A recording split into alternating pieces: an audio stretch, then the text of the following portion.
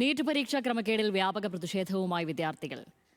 NTA പിരിച്ചുവിടണമെന്നും വിദ്യാർത്ഥികളുടെ അവകാശം സംരക്ഷിക്കണമെന്നും ആവശ്യപ്പെട്ട SFI സംസ്ഥാന വ്യാപകമായി പ്രതിഷേധിച്ചു. പലയിടത്തും പോലീസ് ജലപീരങ്കി പ്രയോഗിച്ചു. അതേസമയം ചോദ്യപേപ്പർ ചോർച്ച പുറത്തുകൊണ്ടുവന്നത് രാജസ്ഥാൻ സ്വദേശിയായ വിദ്യാർത്ഥിയുടെ പിതാവാണെന്ന് അന്വേഷണ സംഘം കണ്ടെത്തി.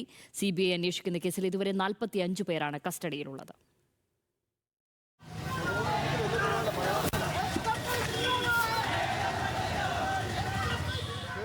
ദേശീയ ടെസ്റ്റിംഗ് ഏജൻസിയുടെ വിശ്വാസ്യത തന്നെ ചോദ്യം ചെയ്യപ്പെട്ട സാഹചര്യത്തിലാണ് വിദ്യാർത്ഥികൾ തെരുവിലിറങ്ങിയത്. തുടർച്ചയായി പരീക്ഷാ ക്രമക്കേട് നടക്കുന്ന NTA പിരിച്ചുവിടണമെന്നും ഡയറക്ടർക്കെതിരെ നടപടിയെടുക്കണമെന്നും ആവശ്യപ്പെട്ടാണ് പ്രതിഷേധം.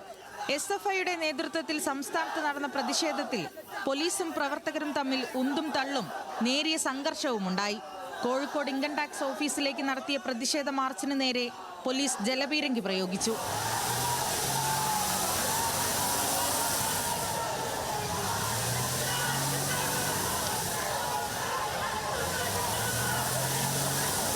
കണ്ണൂരിൽ ഹെഡ് പോസ്റ്റ് ഓഫീസിലേക്ക് സംഘടിപ്പിച്ച പ്രതിഷേധം അണപൊട്ടി.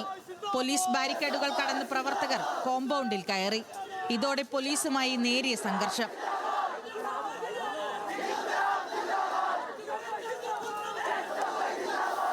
പാലക്കാടും കോഴിക്കോടും കാഞ്ഞങ്ങാടും സമരം ശക്തമായിരുന്നു.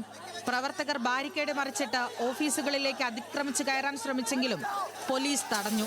സമരം വരും ദിവസങ്ങളിലും തുടരുമെന്ന് SFI വ്യക്തമാക്കി. നീറ്റ് പരീക്ഷാ ക്രമക്കേടിൽ അടുത്ത ദിവസം മുതൽ സമരം ആരംഭിക്കുമെന്ന് KSUവും അറിയിച്ചു. അതേസമയം കേസിൽ അന്വേഷണ സംഘം നിർണായക വിവരങ്ങൾ കണ്ടെത്തി. കേരളത്തിൽ പഠിക്കുകയായിരുന്ന രാജസ്ഥാൻ സ്വദേശി സാധ്യതാ ചോദ്യപേപ്പർ എന്ന നിലയിൽ ഹോസ്റ്റൽ നടത്തുന്ന തന്റെ പിതാവിന് ചോദ്യപേപ്പർ അയച്ചു നൽകി. മറ്റു കുട്ടികൾക്ക് കൂടി ചോദ്യപേപ്പർ നൽകാൻ ആവശ്യപ്പെട്ടു. പിതാവ് കോച്ചിംഗ് സ്ഥാപനത്തിലെ സുഹൃത്തായ അധ്യാപകന് ഈ ചോദ്യപേപ്പർ നൽകിയപ്പോഴാണ് ക്രമക്കേട് കണ്ടെത്തിയത്. ശേഷം ആദ്യം പോലീസിൽ വിവരം അറിയിച്ചെങ്കിലും അവർ കാര്യമായി എടുക്കാത്തതിനാൽ NTAക്ക് നേരിട്ട് ഇമെയിൽ അയക്കുകയായിരുന്നു.